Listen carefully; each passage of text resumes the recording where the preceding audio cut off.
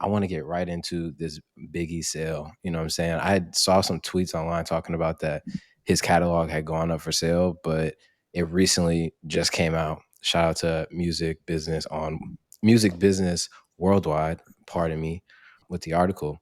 But basically, Primary Wave has finalized a deal to acquire a significant stake in Notorious B.I.G.'s estate, including his recordings, publishing catalog, and name, image, and likeness. Right now, they've acquired 50%, valuing the estate at about at valuing the estate at over $200 million. That could, which I feel like, I don't know, we haven't got final numbers, but that could be 210 million. That could be 300 million. You know what I'm saying? Oh, I like how you added this in. The estate approval. The deal was approved by Biggie Small's mother, Beletta Wallace, shortly before her passing. We'll get back to that. And then this is the part I don't like about it. Primary Wave plans to work with the estate on projects to enhance Biggie Small's legacy, potentially including a Broadway show or immersive experiences using his music and virtual avatar. Estate representatives. Biggie Small's estate is represented by Mark Pitts and Wayne Barrow. I don't know too much about Wayne Barrow. I do know Mark Pitts was the dude who discovered J. Cole, who worked with J. Cole. He was his A&R early on. So, shout out to that dude. And then Primary Wave also has the musical rights to Bob Marley, Whitney Houston, and Stevie Nicks, whoever that is. You know what I'm saying? Initial thoughts, and then we'll get into this shortly before her passing. Damn, I just stuttered like a motherfucker. But initial thoughts. I think that specifically, I was kind of tripped up by the whole enhance Biggie Smalls legacy.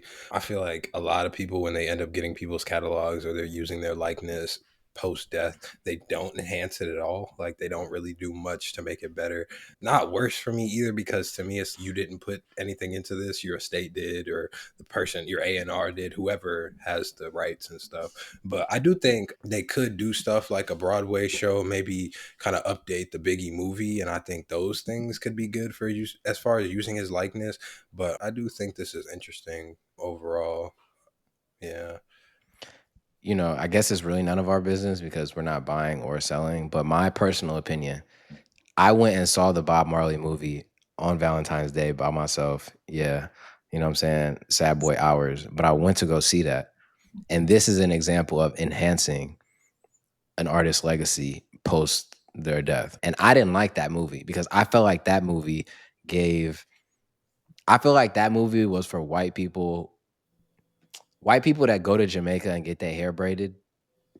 Bro. That's who I feel like the movie was for. Like it didn't give real context to like the parts of the story that actual fans would find interesting. Like a big thing in the movie was that the dude that they hired to do it, he was super tall. He was like 6'1". Bob Marley was super short. You know what I'm saying? His English, he was a British guy. And he did a decent job, but like the accent was, they do this whole thing in the movies where it's like it has to be westernized enough for like a broad audience to understand what they're saying. Like the Yeah. accent wasn't really on point. So it was very like, to me, culturally insensitive. That's the word I would use to describe it. And I think they'll probably do something similar with Biggie. Now that I didn't know Primary Wave owned their rights to Bob Marley. You know what I'm saying? So I think they would probably do something similar.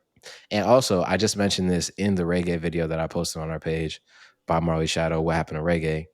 I feel like what happened to reggae, honestly, and it's not to the same extent because I feel like hip hop is a bigger movement, but after Bob Marley's death, he became more of like a brand than he did like an actual person who had a message or who had like complexities and had real stuff he was talking about. You know what I'm saying? Like example I use in there is if you go up the amount of people that have like Bob Marley t-shirts, Biggie t-shirts, Tupac t-shirts, Marvin Gaye t-shirts, like merch, they're not really, a lot of them aren't fans of that person. Think of the Nirvana shirt you see at PacSun and how many people are Yeah. wearing that.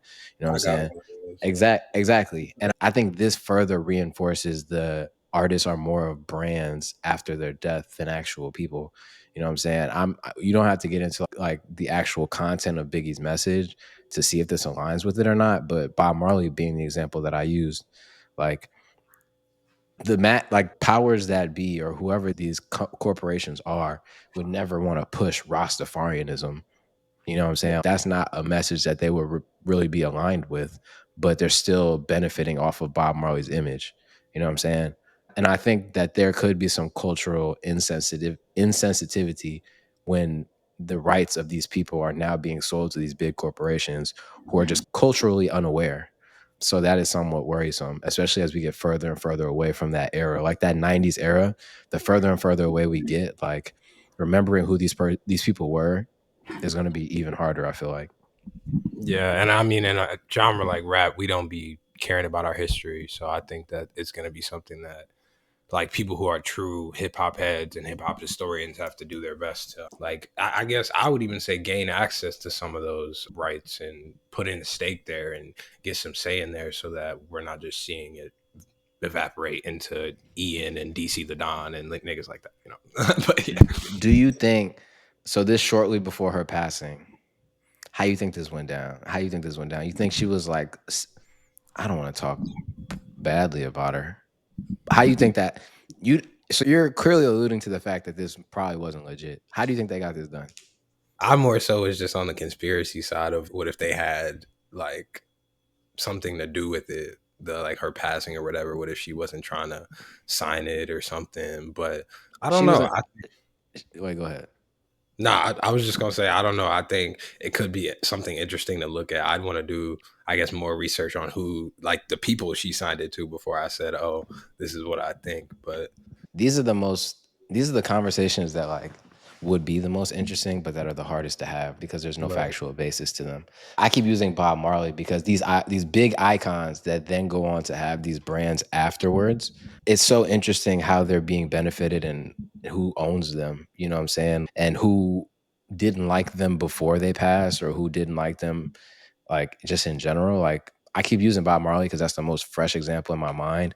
But it is factually proven that before he died, the FBI, the CIA, and the Jamaican government were all keeping tabs on Bob Marley. You know what I'm saying? That's factually accurate. Now you can't relate any of those to his death.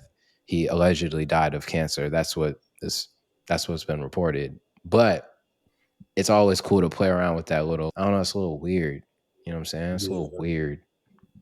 yeah. Even that's how I felt about Whitney Houston. Funny enough, they own that too. So you know, Yeah, we need to see who. Yo, Primary Wave. Are they like they out here cartelling like Ticketmaster and Live Nation? They out here. They out here banging, bro. What's going on? primary world cartel, bro. They're everywhere. We're gonna. I'm gonna do a little deep dive into who's on Primary Wave next week.